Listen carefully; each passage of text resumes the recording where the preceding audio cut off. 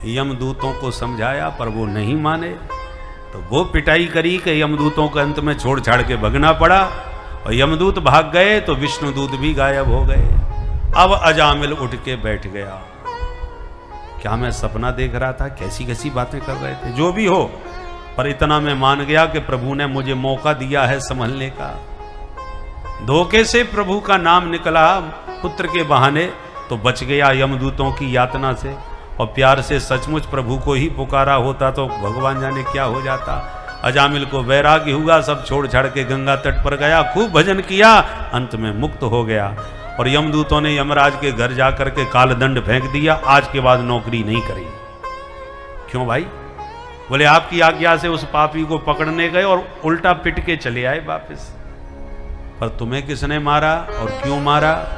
बोले सरकार, जैसे ही हम पकड़ने गए तो उसने अपने पुत्र नारायण को पुकारा, सोई 4 लोगों ने आके हमको मारा। जो नारायण का नाम सुना, यमराज ने तुरंत मुंह पे हाथ धर दिया, सावधान, ये नाम अब लिया सो लिया, दोबारा मत लेना। क्यों? बोले ये प्रभु का पवित्र नाम है, पापियों के बीच में लेना ठीक नहीं। ये नरक में सब पापी लोग पाप दंड भोगने पड़े हैं, और कहीं ये नाम उनके कान में पड़ गया तो मेरा कारोबार सब चौपट हो जाएगा, सबकी विदाई करनी पड़ेगी। जैसे पेट्रोल पंप पे माचिस जलाना खतरे से खाली नहीं, एक चिंगारी भयंकर विस्फोट कर सकती है, ऐसी प्रभु का पवित्र नाम इन पापियों में लेना खतरे से खाली नहीं।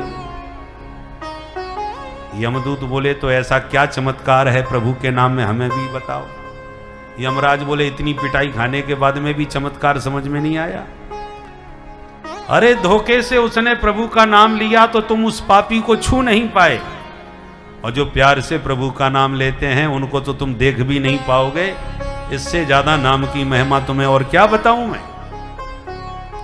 नोट करो, आज के बाद तुम्हें किसको लेने जाना है, बस अपने मतलब के व्यक्ति को पकड़ो। नोट कराओ महाराज। यमराज ने कहा सुनो, जिह्वान भक्ति भगवत गुण नाम धेयम चेतश्चन स्मरति तच्चरणारविंदम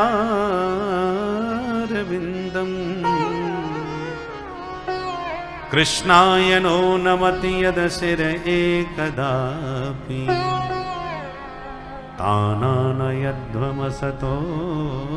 कृत विष्णु कृत्या। जिनकी जिह्वा से प्रभु का पवित्र नाम न निकले उन्हें पकड़ के मेरे पास लाओ। जिनका चित्त हरि के चरणों का चिंतन न करे उन्हें पकड़ के लाओ। जिनका माथा माधव के चरणों में न झुके उन्हें पकड़ के लाओ। बाकी लोगों से हाथ मत लगाओ। तो महाराज इनका पाप क्या है? बोले इनका पाप यह है कि प्रभु ने भजन के लिए मनुष्य शरीर दिया और उसको भोगों में ही बर्बाद किया, इसलिए ये पापी है। जो चीज जिस काम के लिए मिली हो उसी का वही काम में लगाना चाहिए। पिता ने पुत्र को 5,000 रुपए दिए कि बेटा अपनी फीस जमा कर दो। 5,000 फीस जमा करने के लिए दिए थे, पढ़ने के लिए। कॉलेज के लड़कों ने पकड़ लिया, अरे फीस तो बाद में जमा करते रहे ना, आज तो पार्टी होने दो। तो 5,000 की पार्टी करवा दी। फिर नोटिस आया विद्यालय से, फीस जमा नहीं हुई है। 5 दिन बाद बेटे से पूछा क्यों, ये नोटिस कैसे आ गया? तेरे को दिया था ना फीस जमा करने के लिए। बोले हाँ पिताजी दिया तो था। तो क्या किया? बोले पार्टी कर लिया। तो पिताजी 2 थप्पड़ मारेंगे, नालायक कहीं के। पार्टी करनी थी तो पार्टी के लिए मांग लेता बाद में, फीस जमा क्यों नहीं किया? जिस काम के लिए तुम्हें पैसा दिया तुम्हें वही काम करना चाहिए था। आए थे हरि भजन को ओटन लगे कपास। भगवान ने मनुष्य शरीर भजन के लिए दिया है, भोग के लिए नहीं। भोग के लिए लाखों शरीर हैं, 84 लाख। कुत्ता बिल्ली सुगर कुकर सब भोगना जानते हैं, पर भजन करना कोई नहीं जानते। भजन केवल मनुष्य ही कर सकता है। मनुष्य शरीर में जो आवश्यक है उतना भोग भोगो, पर पूरा जीवन भजन को छोड़ के भोगों में ही लगा दोगे तो फिर तो पिटाई उस जगत पिता के द्वारा पक्की होगी कि तुमने जिस काम के लिए जो चीज मिली उसका उपयोग नहीं किया, बल्कि पूरी तरह दुरुपयोग किया है। इसलिए यमराज के यहां जाके फिर तुम्हारी नरकों में अच्छी तरह से धुलाई पिटाई होगी। तो इसलिए भजन आवश्यक है। प्रभु के नाम की बड़ी महिमा है। मन लगा के भजन करो, निश्चित कल्याण होगा। एक नाम से ही सारे पाप भस्म हो जाते हैं। तो प्रश्न उठता है हमारे पाप क्यों नहीं कट रहे? हम तो रोज राम राम रट रहे। बस एक सावधानी की जरूरत है। क्या? एक नाम लेते ही तुम्हारे सारे पाप भस्म हो जाएंगे, इसमें बिल्कुल कोई संदेह नहीं। सावधानी इतनी है कि नाम लेने के बाद फिर कोई पाप नहीं होना चाहिए। दोबारा यदि आपने नाम लेने के बाद पाप किया तो जो पाप भस्म हो गए हैं वो फिर बलवान हो जाते हैं, जागृत हो जाते हैं, बलिष्ठ हो जाते हैं। और यदि नाम लेने के बाद फिर कोई पाप नहीं किया तो एक नाम से ही तुम्हारा कल्याण हो जाएगा। और इसलिए अंत पर जोर दिया है। अंत पर जोर इसलिए दिया है कि हो सकता है प्रभु का नाम लेते ही प्राण निकल गए।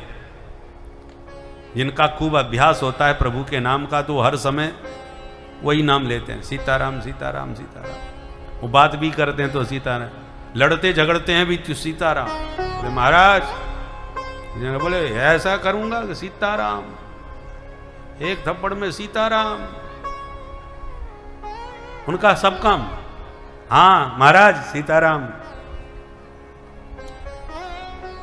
हाँ सीताराम सीताराम सीताराम। कई ऐसे महात्मा हमने देखे जो केवल सीताराम ही बोलते हैं और सीताराम से ही सारा व्यवहार कर देते हैं।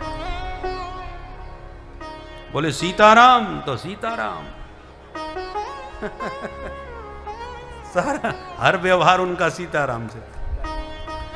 तो जब सीताराम का अभ्यास हो गया तो पता चला ठोकर लगी और सीताराम, और सीताराम कहती प्राण निकल गए, ठोकर खा के मर गए। तो परिणाम क्या होगा? सीताराम तो निकल गया, और सीताराम मुंह से निकला तो सारा पाप भस्म, और प्राण तत्काल निकल गए तो दूसरा पाप हो ही नहीं पाया, और एक नाम ने आपका कल्याण कर दिया। तो आप भी कह सकते हो तो फिर अंत में ही देखेंगे इकट्ठा। जिंदगी भर मौज करो, अंत में सीताराम कह के छुट्टी करो। बोले असंभव। जीवन में भजन नहीं किया, मरते समय उसके मुंह से प्रभु का नाम निकल ही नहीं सकता। एक बुढ़िया मर रही थी, भजन कभी करती नहीं थी। बच्चे कथा सुन के जब घर पहुंचे तो उसकी सांस उखड़ रही थी। तो बच्चे घेर के बोले दादी राम राम बोलो, राम राम बोलो, कल्याण हो जाएगा, पंडित जी कह रहे थे। बुढ़िया ताकत लगा के बोली बेटा मुंह पे बोलो ना जाए। बच्चे बोले जब इतना बोल गई तो राम नाम बोलने में क्या परेशानी है? दो ही अक्षर का नाम है, केवल राम बोल और कुछ नहीं। बोले बेटा मैंने बहुत कोशिश करी, मुंह पे ना बोल हो जाए, इतना सब बोल गई पर राम राम ना बोले। एक सज्जन बड़े होशियार थे, उन्होंने होशियारी दिखाई। बोले पीछे हटो मैं बुलवाता हूं, देखें कैसे नहीं बोलेगी। सो आकर के बोले दादी ये बताओ तुम क्या नहीं बोल सकती? उसने प्रश्न ही घुमा दिया कि जब मैं कहूंगा कि क्या नहीं बोल सकती तो बुढ़िया यही तो कहेगी मैं राम नाम नहीं बोल सकती। तो धोखे से ही सही राम नाम तो निकल ही जाएगा मुंह से। इसलिए उसने पूछा दादी ये बताओ तुम क्या नहीं बोल सकती? बुढ़िया बोली बेटा जो तू बुला वो चाहे बस वो ही ना बोल सकूं मैं। ले सबरी कोशिश करी पर बुढ़िया ने राम नाम नहीं बोला। जन्म जन्म मुनि जतन कराही, अंत राम कह आवत नाही। अंत में बड़े बड़े महात्माओं के मुंह से भी अभ्यास करने पर भी राम नाम नहीं निकलता, तो मनमानी करने वाले के मुंह से कैसे निकल जाएगा? इसलिए खूब भजन करो, अभ्यास करो कि मरते समय भी प्रभु का नाम ही वाणी पर आए।